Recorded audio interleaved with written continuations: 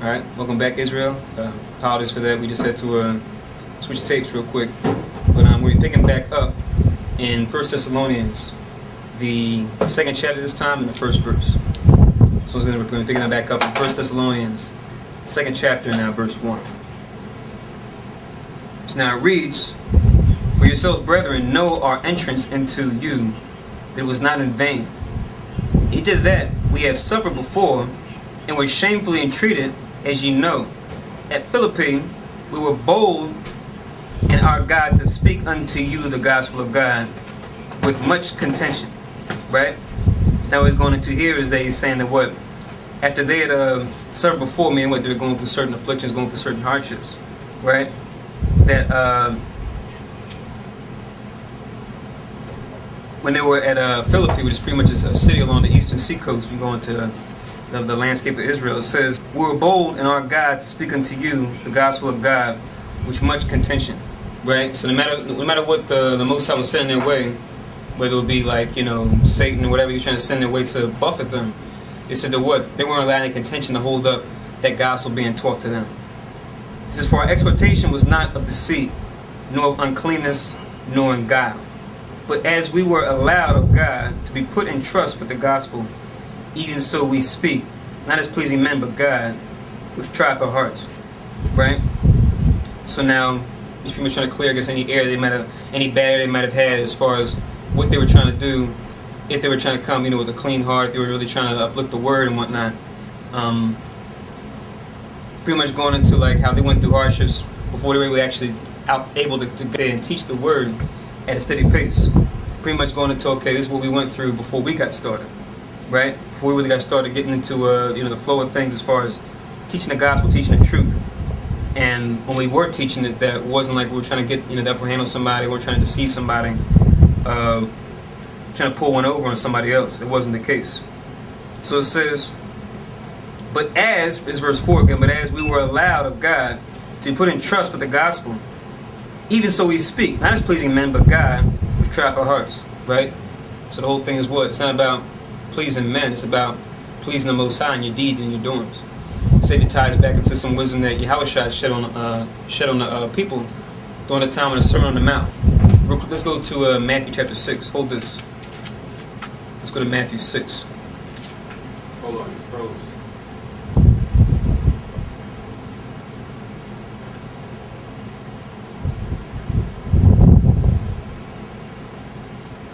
Yeah, see.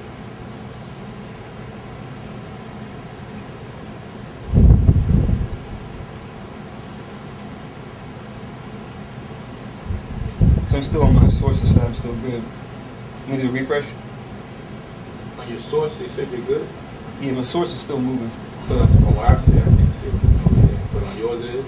My source is, but now the main screen, I'm not. I'm going to do a refresh on my computer. Give me 1 second. Yeah. Right.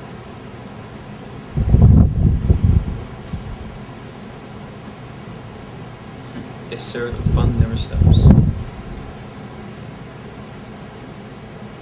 So good. Keep moving. Whatever, Satan, whatever, the word must be taught. The word must be taught. Regardless, we must put it out in the ether.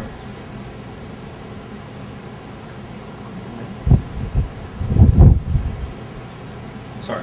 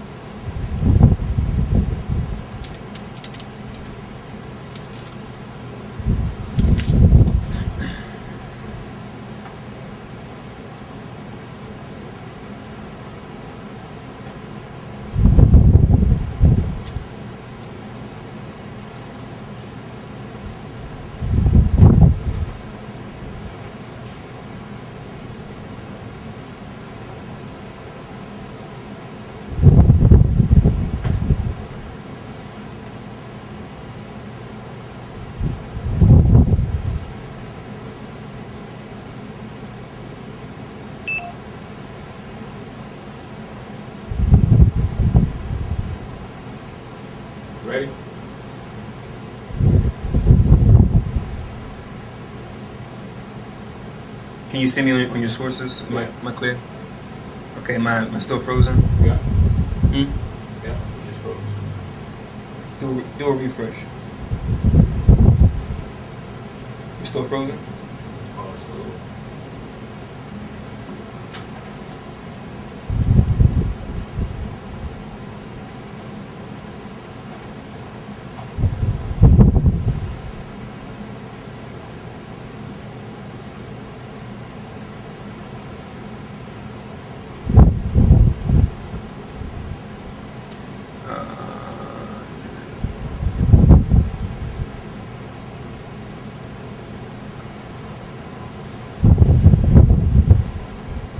Okay.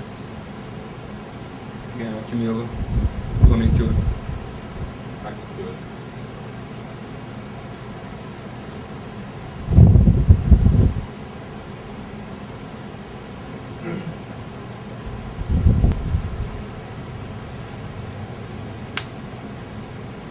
Alright.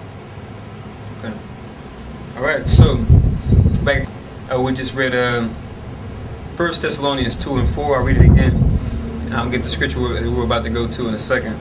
This is 1 Thessalonians 2 and 4. It says, "But as we were allowed of God to be put in trust with the gospel, even so we speak, not as pleasing men, but God, which trieth our hearts."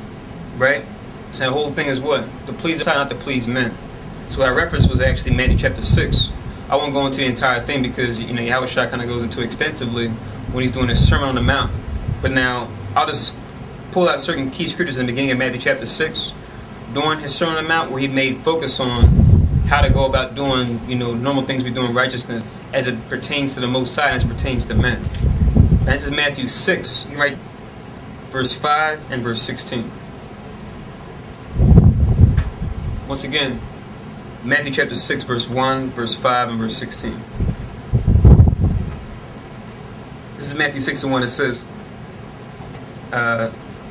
"Take heed that ye do not your alms before men to be seen of them, otherwise ye have no reward of your Father which is in heaven." Right? Just going into doing charitable works, giving, putting together doing different free will offerings, or giving according to alms.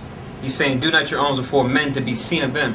As you read down, it goes into the way you go about giving alms. You jump down to verse 5, it says, "And when thou prayest," now Yahushua is talking about prayer. "When thou prayest, thou shalt not be as the hypocrites are, for they love to pray standing in the synagogues and in the corners of the streets, and they may be seen of men. Verily I say unto you, they have their reward."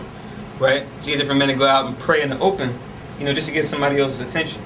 Right? As opposed to really and sincerely just praying before the Most High for different things. So someone could see that man and go, "Oh, look at him, man, he's close to God. Look at him, send him his prayers." But no, that's not how your prayers should be. You read down, he goes to you about praying for the Most High. Also, when you jump down to verse 16, it says, "Moreover, when ye fast," fasting, as the hypocrites, so he said, "When they see their faces, or rather his figures, they appear to men to fast. Verily unto you, they have their reward." Right? So you can cover all bases: alms, praying, and fasting. Right? You do these things, don't do it for the thing. Right? He said, "What's going on? But I'm just fasting the last few days. Okay, all right, yeah, look at you. The whole time it's just like, oh." And you sound like he's getting that vain glory from man, thinking like, "Yeah, he gets righteous." So you do all these things you do. Fast for the Most High for different things, pray for the Most High for different things, give alms for the Most High for different things. Just things we normally do. Do it for the Most High. Don't do it for the vain glory of man. So you read I just read the key scriptures saying not to do it before men. But you read below each one, he gives the understanding behind what to do or how to really go about alms, how to really go about praying, how to really go about fasting. For the right reason, not just for men to notice. So I'll read 1 Thessalonians 2 and 4 again. It says, "But as we were allowed of God to be put in